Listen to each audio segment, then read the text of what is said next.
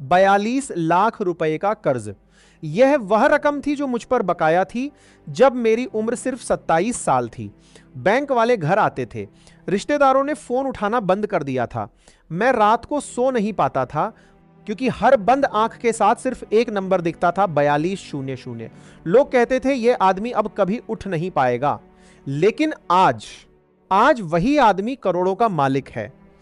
यह कहानी कोई किताबी कहानी नहीं है। यह कहानी है असली दर्द की, असली गिरने की और असली वापसी की। आखिर तक देखिएगा क्योंकि जो मोड़ आने वाला है वह आपकी सोच बदल देगा। कर्ज से करोड़पति तक, मेरा नाम प्रतीक है। यह कहानी उस दिन से शुरू होती है जब मेरे पास सब कुछ था और खत्म वहां होती है जहां मेरे पास सब कुछ फिर से है। लेकिन बीच का सफर, वह सफर था तबाही का, टूटन का और आखिरकार एक ऐसी वापसी का जिसने मेरी पूरी सोच बदल दी। अगर आप आज किसी कर्ज में डूबे हुए हैं, अगर आपको लगता है कि पैसों की समस्या कभी खत्म नहीं होगी, तो यह वीडियो अंत तक देखिए क्योंकि मैंने वह सब झेला है जो शायद आप आज झेल रहे हैं। भाग 1, वह सपना जो जाल बन गया। 8 साल पहले की बात है। मेरी उम्र 24 साल थी।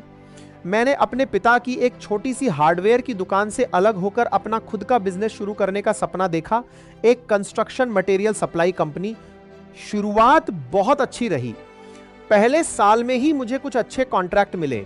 मैंने सोचा अगर मैं बड़ा निवेश करूं, बड़े ऑर्डर लूं, तो मुनाफा भी बड़ा होगा। यह सोच बिल्कुल गलत नहीं थी, लेकिन इसे लागू करने का तरीका पूरी तरह गलत था। मैंने बैंक से लोन लिया, कुछ प्राइवेट फाइनेंसरों से भी पैसे उधार लिए ऊंची ब्याज दर पर। मैंने एक बड़ा गोदाम किराए पर लिया, कई ट्रक खरीदे, बड़ी मात्रा में माल स्टॉक किया, सब कुछ उधार के पैसों से। मेरे पिता ने मुझे समझाया था, बेटा धीरे धीरे बढ़ो, एक साथ इतना बड़ा जोखिम मत लो। लेकिन मैं जवानी के जोश में, बड़ा बनने की जल्दी में उनकी बात नहीं सुन पाया। भाग 2, पहला झटका। दूसरे साल की शुरुआत में देश में एक बड़ी आर्थिक मंदी आई। कंस्ट्रक्शन सेक्टर सबसे ज्यादा प्रभावित हुआ। मेरे कई बड़े क्लाइंट्स ने अपने प्रोजेक्ट रोक दिए। जो ऑर्डर पहले से चल रहे थे उनका पेमेंट भी अटकने लगा। मेरे पास गोदाम में करोड़ों का माल पड़ा था लेकिन खरीदार नहीं थे। दूसरी तरफ बैंक की एमई, फाइनेंसरों का ब्याज, कर्मचारियों की सैलरी, सब कुछ लगातार चल रहा था। पहले 3 महीने मैंने अपनी बचत से सब कुछ मैनेज किया। फिर मैंने अपनी पत्नी के गहने बेचे। फिर घर की एक जमीन बेचनी पड़ी जो मेरे दादाजी के नाम पर थी। लेकिन कर्ज का पहाड़ इतना बड़ा था कि यह सब कुछ भी काफी नहीं था। 6 महीने के अंदर मेरा कर्ज बढ़ते बढ़ते 42 लाख रुपए तक पहुंच गया। भाग 3, वह अंधकार जो निगल गया। अब मेरी जिंदगी पूरी तरह बदल चुकी थी। सुबह जागते ही सबसे पहला ख्याल कर्ज का आता। बैंक से रोज फोन आते, रिकवरी एजेंट घर के बाहर खड़े मिलते, मोहल्ले में लोग फुसफुसाते, देखो कैसे डूब गया वो लड़का, इतनी जल्दबाजी की उसने। सबसे दर्दनाक था अपने पिता की आंखों में देखना। वह कभी कुछ नहीं कहते थे, लेकिन उनकी खामोशी में एक दर्द था जो मुझे हर दिन तोड़ता था। मैं उनकी उम्मीदों पर खरा नहीं उतर पाया था। यह अपराध बोध मुझे हर पल सताता था। मेरी शादी को सिर्फ 2 साल हुए थे। मेरी पत्नी नेहा, जो एक अच्छे घर से आई थी, अब मेरे साथ इस तबाही को झेल रही थी। कई रात मैंने उसे चुपचाप रोते देखा जब उसे लगता कि मैं सो चुका हूं। रिश्तेदारों ने धीरे धीरे दूरी बनानी शुरू कर दी। जो चाचा मामा कभी फोन करके हालचाल पूछते थे, अब मेरा नंबर देखकर फोन काटने लगे। उन्हें डर था कि मैं फिर से पैसे मांगूंगा। एक रात जब मैं पूरी तरह टूट चुका था, मैंने अपनी नेहा से कहा, शायद मैं तुम्हारी जिंदगी बर्बाद कर रहा हूं, शायद तुम्हें मुझे छोड़ देना चाहिए। नेहा ने मुझे गुस्से से देखा और कहा, अगर तुम ये सोचते हो कि मैं सिर्फ पैसों के लिए तुम्हारे साथ थी तो तुम मुझे बिल्कुल नहीं जानते। हम दोनों मिलकर इससे बाहर निकलेंगे, लेकिन तुम्हें हार मानने का कोई हक नहीं है। भाग 4, सबसे कठिन फैसला। नेहा की बातों ने मुझे झकझोर दिया, लेकिन हालात बदलने में समय लगता है। अगले कुछ महीने और भी मुश्किल रहे। आखिरकार मुझे अपना गोदाम बंद करना पड़ा। बचा हुआ माल कौड़ियों के दाम बेचना पड़ा। कंपनी पूरी तरह बंद हो गई। अब मेरे पास सिर्फ 2 रास्ते थे, या तो पूरी तरह हार मान लूं या फिर शून्य से दोबारा शुरुआत करूं। मैंने दूसरा रास्ता चुना, लेकिन इस बार तरीका बिल्कुल अलग था। मैंने सबसे पहले अपने सभी कर्जदाताओं से बात की, बैंक भी और प्राइवेट फाइनेंसर भी। मैंने छुपने की बजाय हर किसी के सामने ईमानदारी से अपनी हालत रखी। मैंने एक एक करके सबसे रीपेमेंट प्लान बनाने की गुजारिश की। मैं भाग नहीं रहा, मुझे बस थोड़ा समय चाहिए। कुछ ने मना किया, कुछ धमकियां भी दी, लेकिन कुछ लोग तैयार हुए। मैंने हर महीने चाहे कितनी भी कम रकम हो, नियमित रूप से भुगतान करना शुरू किया। यह मेरे लिए एक वादा था, खुद से और उन सब से जिन्होंने मुझ पर भरोसा किया था। भाग 5, शून्य से शुरुआत। अब मेरे पास न पैसा था, न बिजनेस, न प्रतिष्ठा। मैंने सबसे पहले एक छोटी सी नौकरी शुरू की, एक कंस्ट्रक्शन मटेरियल कंपनी में सेल्स एग्जीक्यूटिव के तौर पर।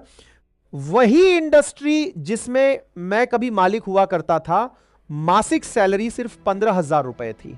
बहुत से लोगों ने मुझे इस काम के लिए ताने मारे, क्या हुआ बिजनेसमैन साहब, अब नौकरी करनी पड़ रही है। लेकिन मैंने इस बात को दिल पर लेना बंद कर दिया था। मुझे अपनी इज्जत नहीं, अपना कर्ज चुकाना था। दिन में मैं नौकरी करता, शाम को फ्रीलांस कंसल्टिंग, छोटे व्यापारियों को सप्लाई चेन सेट करने में मदद करता, जिसका ज्ञान मुझे अपने पुराने बिजनेस से मिला था। रात को मैं हिसाब किताब बैठाता, हर पैसे का हिसाब रखता, हर रुपया कहां जा रहा है ये ट्रैक करता। पहले साल में मैंने अपने कर्ज का सिर्फ 5 लाख रुपया चुकाया। यह बहुत धीमी गति लग रही थी, लेकिन यह एक शुरुआत थी। भाग 6, वह सबक जो बदलाव लाया। इसी दौर में मैंने अपनी सबसे बड़ी गलती को समझा। मैंने कभी सही तरीके से पैसों का हिसाब नहीं रखा था। मैंने बिना योजना के तेजी से बढ़ने की कोशिश की थी, बिना यह सोचे कि अगर हालात बिगड़े तो क्या होगा। मैंने फाइनेंस के बारे में गहराई से पढ़ना शुरू किया। मैंने सीखा कि कैसे कैश फ्लो मैनेज किया जाता है, कैसे जोखिम को नापा जाता है, कैसे एक इमरजेंसी फंड जरूरी होता है, कैसे कर्ज लेने से पहले 100 बार सोचना चाहिए। मैंने यह भी सीखा कि असली सफलता धीरे धीरे बनती है, रातों रात नहीं। जो लोग जल्दी अमीर बनने की कोशिश करते हैं, वे अक्सर उतनी ही जल्दी सब कुछ गंवा भी देते हैं। दूसरे साल तक मेरी सेल्स की नौकरी में मेरा प्रदर्शन इतना अच्छा हो गया कि कंपनी ने मुझे टीम लीड बना दिया। सैलरी बढ़ी, साथ ही मेरी फ्रीलांस कंसल्टिंग का काम भी बढ़ने लगा, क्योंकि मेरे क्लाइंट्स दूसरे बिजनेस मालिकों को मेरी सिफारिश करने लगे थे। भाग 7, धीमी लेकिन पक्की वापसी। तीसरे साल तक मैंने अपने कर्ज का आधा हिस्सा चुका दिया था। इसी दौरान मैंने एक छोटी बचत भी शुरू की। चाहे कितनी भी तंगी हो, हर महीने अपनी कमाई का 10% मैं अलग रखता। चौथे साल में एक बड़ा मौका आया। मेरी कंपनी को एक बड़े सरकारी प्रोजेक्ट के लिए सप्लायर चाहिए था, लेकिन उनकी शर्तें पूरी करने के लिए एक अलग एंटिटी की जरूरत थी। मेरे बॉस ने, जो अब तक मेरी मेहनत और ईमानदारी देख चुके थे, मुझे यह प्रोजेक्ट अलग से संभालने का मौका दिया, एक छोटे पार्टनरशिप मॉडल में। इस बार मैंने कोई जल्दबाजी नहीं की। मैंने छोटे कदम उठाए, हर फैसले को कई बार जांचा, कभी भी अपनी क्षमता से ज्यादा जोखिम नहीं लिया। मैंने अपने पुराने अनुभव का इस्तेमाल किया, लेकिन इस बार बुद्धि और सावधानी के साथ। यह प्रोजेक्ट सफल रहा। इसके बाद और प्रोजेक्ट्स आने लगे। 5वें साल के अंत तक मैंने अपना पूरा कर्ज चुका दिया। वह 42 लाख रुपए, जो कभी मेरी जिंदगी का सबसे बड़ा बोझ थे, अब पूरी तरह खत्म हो चुके थे। लेकिन कहानी यही नहीं रुकी।